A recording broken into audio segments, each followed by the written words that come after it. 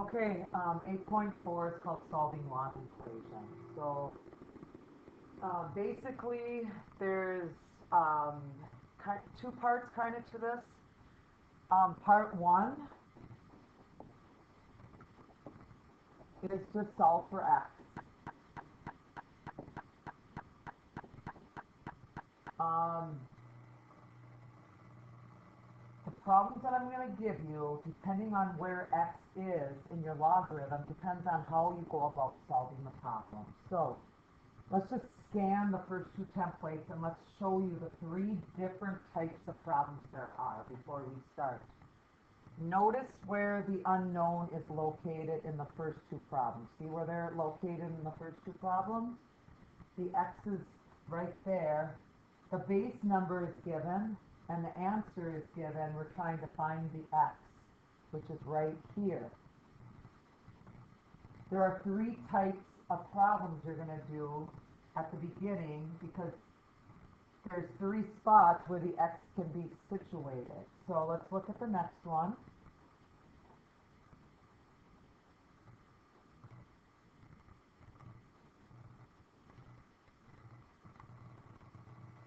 Notice that this x is right here again, situated in the same spot as the first two.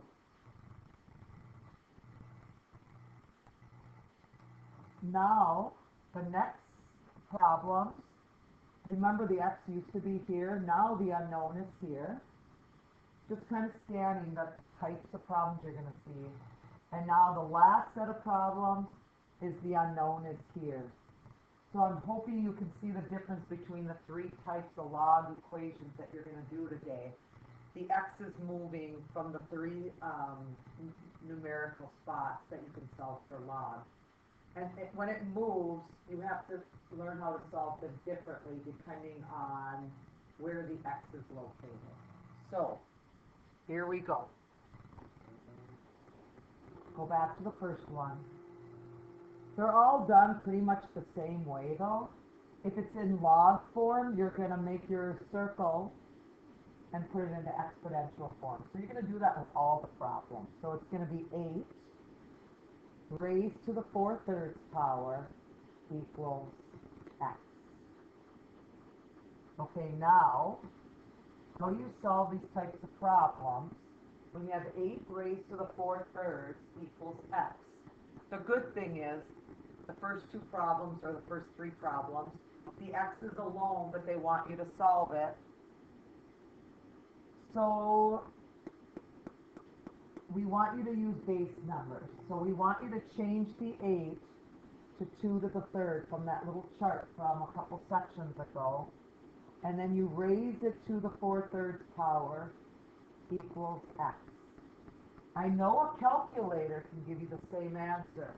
As if you plug 8 raised to the 4/3 into your calculator, it's going to give you the same answer.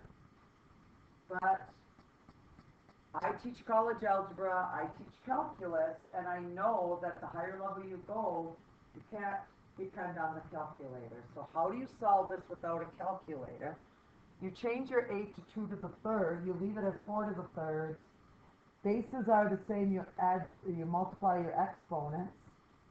So your 3 and your 3 cancel out because this is in the numerator and this is in the denominator, so they cancel each other out. So your final answer is 2 to the 4th, and 2 to the 4th is 16. So I'm showing you how to do it without a calculator. If you want, you can check your answer. If you don't believe me, you can do 8 raised to the 4/3 on your calculator. You have that little caret key, and you can do 8 raised to the 4/3 on your calculator, and it'll give you 16. Okay, let's do another one. What happens when the x is here? You go 9 raised to the 3/2 equals x. So that's what happens when the x is located there. We have x alone, which is a good thing, but we have to know what 9 raised to the 3/2 is. So I'm just going to work again in base number. I'm going to change my 9 to a base number that we know. We know that 9 is 3 to the 2nd raised to the 3/2 equals x. I tell my college algebra, I tell the calc kids that you're doing it right. If this here and this are pretty much the same thing, cancel each other out. 3 to the third is not 9. 3 to the third is 3 times 3 times 3, which is 27. Final answer. That's what happens when the x is unknown in that spot. I think we got one more. I think it's right here. 2 to the third equals 4x minus 2. 2 to the third equals 4x minus 2. Well, 2 to the third is not 6. 2 to the third is 8 equals 4x minus 2. You add 2, you get 10 equals 4x. Divide by 4, you get x equals 5 halves for 2.5. So that's the first type of problem, if the x is unknown in that spot. Don't worry about this down here. Next one. What happens when the unknown is over here? Let's see what happens. 6 raised to the x equals 136. 6 raised to the x equals 136. Some of you know the answer to this problem. Some of you know that it has to be a negative exponent right here to make a fraction. Some of you can write the answer down at this point and say that x equals whatever. I'm going to show you another way. Make this 6 to the x. 1 over 36 is 6 to the negative 2. Set the exponents are exactly the same, equal to each other. X is a negative 2. You do not have to write this middle part if you know that the x has to be a negative 2. Okay, let's do another one. Circle, circle, 5 to the x equals 25. If you already know that 5 raised to the whatever power is 25, you can just write the answer down. I think some of you know, I think most of you know that x equals 2. So that's the second spot where the x might be located. Now comes the third spot. Well, let's go back to the first couple. Let's just show you that we've been doing this. First, we did this one where the x was unknown there. Now we did it where the x is the unknown over there. Which one haven't we put the x yet? We haven't put the x in the subscript, which is the next two problems. You notice where the x is now the unknown? You have to solve them all a little bit differently depending on where the x is. So I'm trying to give you an example so that you can follow depending on where the x is located. Again, you still put it in exponential form. X raised to the 2/3 equals 4.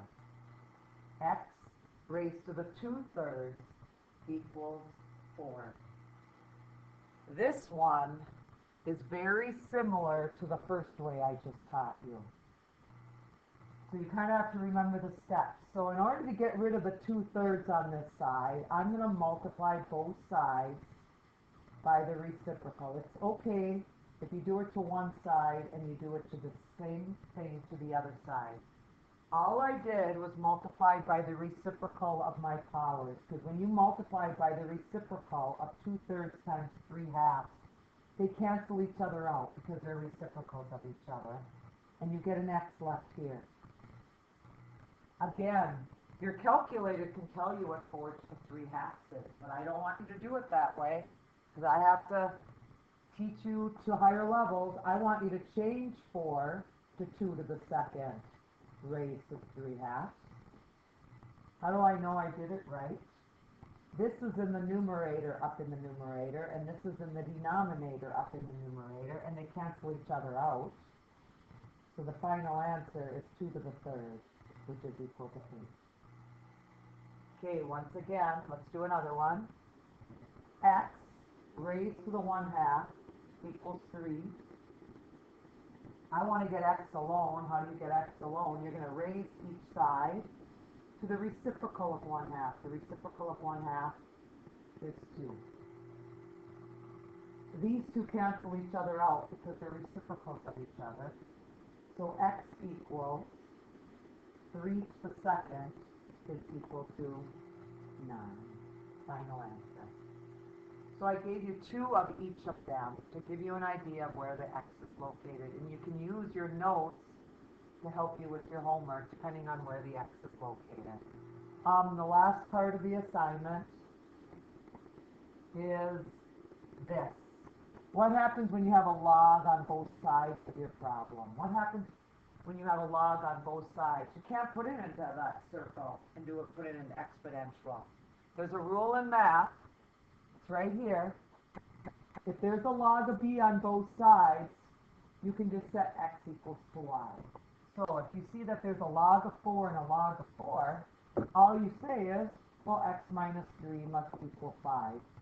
X has to equal 8. That's all it is to this rule. If there's the same thing on both sides, you can set that equal.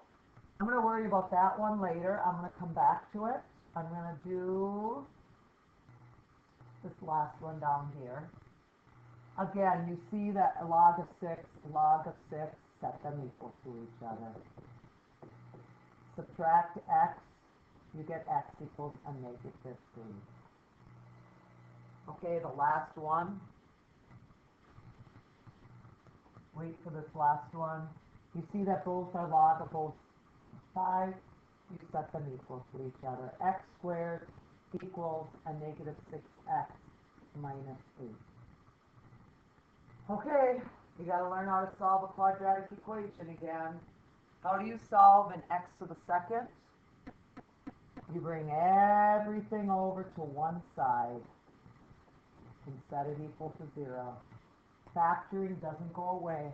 It's always one of the most important things that you learn this year is factoring, right before Thanksgiving break. You have to figure out factors. Why are we doing this? Because it's a square. And anytime that there's a square, you have to bring everything over to one side and make this side 0 so you can factor it. You know, an x goes here and an x goes here. You're going to put factors of 8. I'm going to do the old-fashioned way. Factors of 8 that will give you 6 in the middle are 4 and 2. You're going to put a plus 4 here and a plus 2 here. X equals a negative 4. X equals a negative 2. Two answers to this problem. And that's it.